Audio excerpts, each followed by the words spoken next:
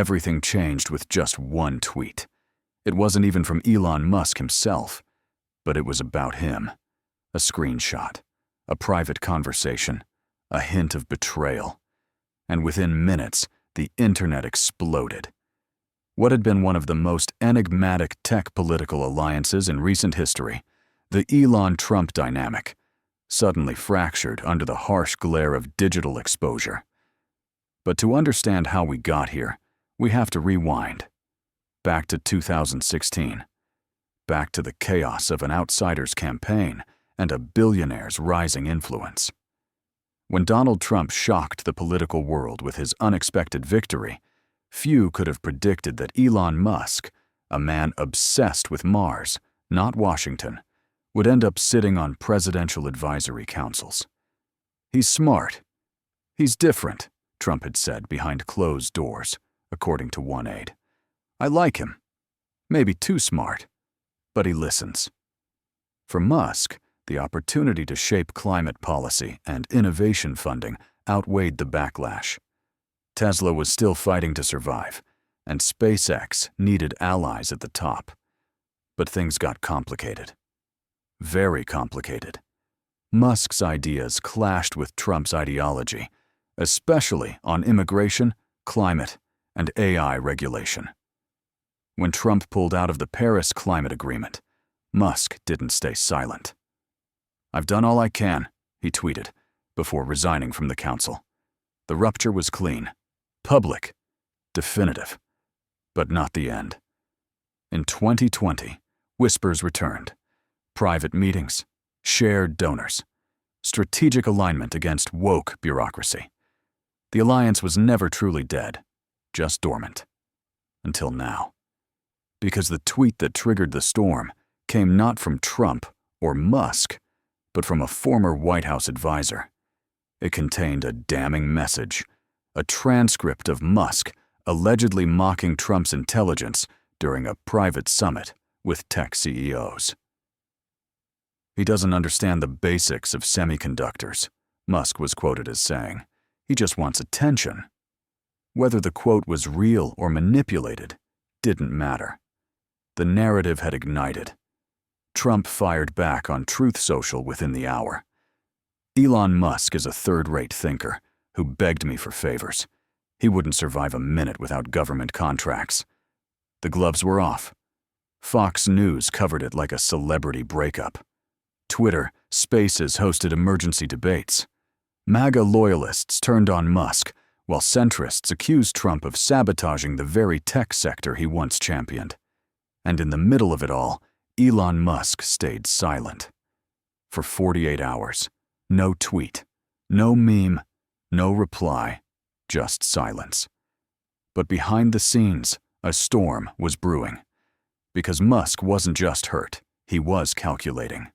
And when he finally responded, it wasn't in words. It was with a legal action, a cease and desist letter, alleging defamation, demanding retraction, addressed directly to Donald J. Trump. And with that letter, a private feud became a public war. By the time the letter hit Trump's legal team, the media frenzy had already shifted into overdrive. CNN analysts dissected every paragraph, Fox News hosted round-the-clock panels, and X, formerly Twitter, became a war zone of conspiracy threads and political satire. But Musk hadn't sent the letter to win in court. He sent it to escalate. Because behind the scenes, he was working on something far more dangerous than a legal threat. Evidence. Real evidence. And not just against Trump, but against an entire network of political manipulation tied to federal tech contracts and AI surveillance programs. The kind of evidence that could rewrite recent American history. How did he get it? That's the part no one could answer. But insiders say it began with a whistleblower, an anonymous former employee at Palantir, the data analytics company known for working with U.S. intelligence agencies. This source allegedly handed Musk a USB drive during a private meeting in Boca Chica. On that drive, encrypted documents detailing how political operatives attempted to influence public sentiment, by accessing AI-generated behavioral predictions, algorithms capable of swaying elections without a single ballot being altered. It was explosive, and Musk knew it. That's why he booked a congressional appearance, not just to testify, but to detonate. Inside the Capitol hearing room, the atmosphere was nuclear. Journalists whispered. Staffers panicked. The chairman of the committee, Representative Abigail Spanberger, opened the session with a tone colder than steel. This is not a hearing about personality clashes or social media spats. This is a matter of national interest. Musk sat stone-faced, a thick folder in front of him, hand resting gently on the cover like it contained a live weapon. Cameras rolled. Every major network broadcasted live. Then Spanberger asked the question that opened the floodgates. Mr. Musk, do you have documentation that connects former political figures to unauthorized AI deployment for election influence? Elon's reply was simple. Yes, I do. The room gasped. Somewhere in the back, a senior advisor dropped their pen. Reporters scrambled to tweet. And just like that, the game changed. He handed the folder to the clerk, and its contents were projected onto a large screen behind him. Slides, charts, memos. One memo in particular caught everyone's attention. Dated October 14th, 2019, it bore the seal of the Department of Homeland Security and referenced Project Echelon, an experimental initiative allegedly authorized under a secret clause in the Patriot Act, allowing predictive data to be used on American citizens. Trump's name wasn't on the memo, but his initials were in the authorizing signature block, DJT. And right beneath that, a line Musk read aloud with deliberate clarity. Strategic intent. Align AI outputs with narrative control protocols during pre-election cycles. The room fell silent. Not a breath, not a cough. Even the cameras seemed to freeze. Spanberger leaned forward. Do you believe this constitutes a constitutional violation? Musk looked her dead in the eye. I believe it's treason. And with that word, treason, the entire hearing shifted from inquiry to reckoning. Outside, protesters gathered. Some waved flags, others screamed into bullhorns. But inside, no one moved, because what they had just witnessed was no longer just politics or revenge. It was exposure, and nothing was ever going to be the same again. Within hours of the hearing, the world split in two. One half hailed Elon Musk as a modern-day patriot. The other half accused him of orchestrating the greatest political performance since Watergate.